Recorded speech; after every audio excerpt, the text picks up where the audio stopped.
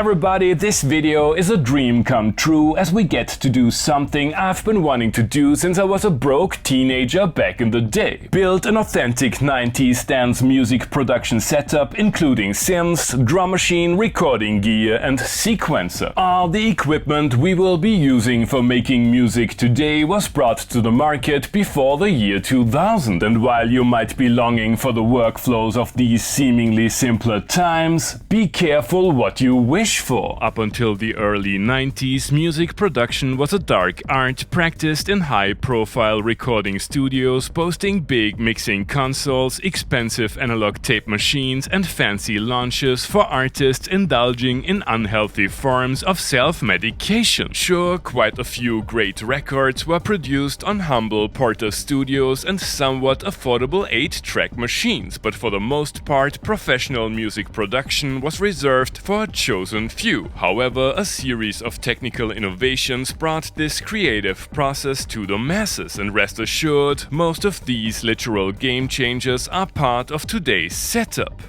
The Synths Novation Base Station Rack 1995, as used by, for example, Underworld. Rack synths were huge back in the day, and Base Station is the embodiment of the mid-90s analog revival. In contrast to the 303 it was presumably inspired by, it is based on 2 DCOs and comparably powerful modulation facilities. While the keyboard version only had a limited amount of memory slots, this bad boy can fit up to 100 presets.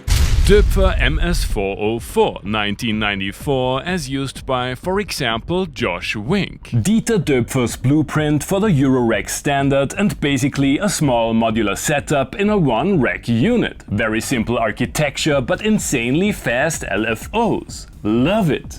Roland JV1080 1994, as used by more or less everybody. Every 90s setup, regardless of genre, needs a big fat ROMpler, and the JV1080 was one of the most popular ones. Multi-timbral, multiple outputs, classic Roland sounds, tons of menu diving, and expansion cards are super expensive up to this day. What's not to like? Jomox Airbase 1999. This one was released dangerously close to the year 2000, but its sounds are very similar to the 1997 Xbase 09, so I would say we're still historically accurate. Imagine a TR-808, a 909 and a sci-fi aircon going on a 72-hour spender in 90s Berlin, being abducted by a mad scientist, morphed into one machine, and you're not even close. Programming it without an editor is almost impossible, but it sounds absolutely magical. One of my favorites. Roland JX8P 1985, as used by Left Field 808 State, Anthony Rother and many more. The JX8P predates the 90s, but until recently these were cheap as chips, so chances are you would find them in many setups of the time. Although I can't play keyboards properly, the fact that it has a keypad is essential for reasons we will talk about now. The sequencer. Computers were used for MIDI sequencing since the 80s, and although many dance music acts of the 90s were already using Atari STs, Macs and other software-based solutions, hardware sequencers like this Alesis MMT8 from 1987 were still going strong. You can find it in the Daft Punk homework equipment list, and Orbital used them live. MMT8s allow you to record 8 MIDI tracks which can be muted and unmuted on the fly, and there's a short version of the manual under the hood. Nice! Unlike the step sequencers found on other devices, it requires you to actually record MIDI data, a task we will use the aforementioned JX8P keyboard for. The mixer. Pre-90s mixing consoles were, with a few notable exceptions, either very expensive or kind of trash. All this changed when Mackie released the CR1604 in 1991. These mixers were affordable, compact, versatile and came with a trademark sound when pushed into the red. It was the favorite mixer of Liam Howlett of The Prodigy, and its bigger yet sonically similar 8-bus sibling used to be the centerpiece of the Chemical Brothers live mothership. This is the upgraded VLC version from 1996, and modern incarnations of the board are still sold today.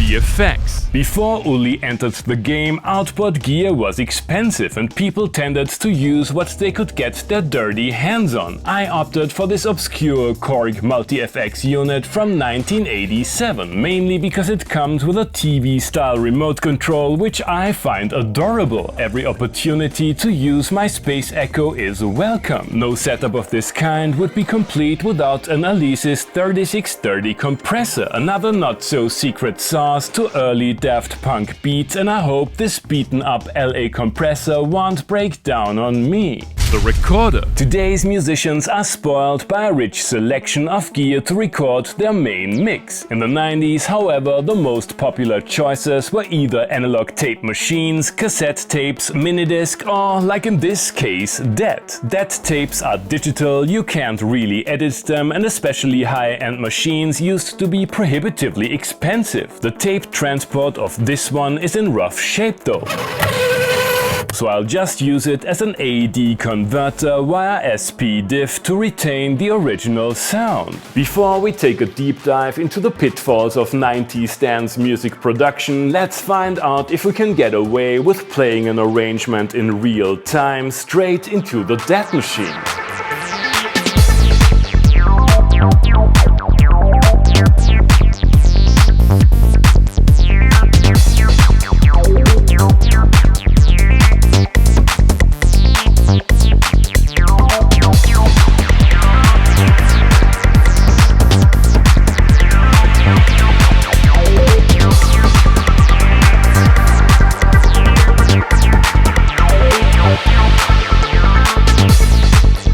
Your favorite dance music record is just a DAWless Jam, always has been. That's only part of the truth, because one of the most important improvements in a 90s studio was to upgrade to a multi-track recorder like this ADAT XT from 1996. ADATs offer 8 tracks on barely editable digital tape, and you can stack them for larger setups. Syncing ADATs to sequencers and drum machines isn't exactly easy. You could either get the big remote capable of spitting out all kinds of sync formats, or like me, get a dedicated unit to translate the proprietary ADAT sync signal to MIDI clock. Hook it up using what seems to be old joystick cables, teach it a tempo map for the entire arrangement while the ADAT is on play, cobble together some loops from a notoriously uncleared sample CD, and you're good to go.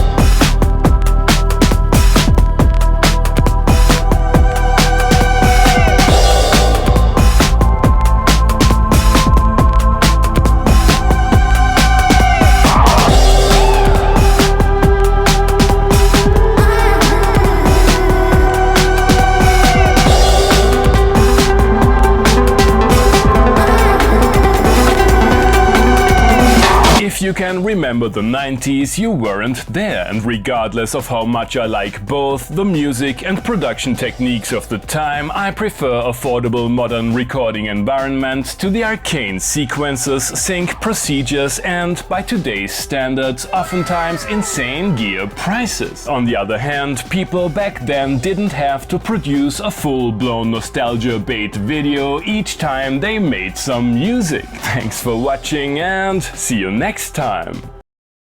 Hey guys, I hope you enjoyed the episode. Feel free to like, subscribe, become a patron, and use one of the links down below that support the channel regardless of what your gas commands you to buy.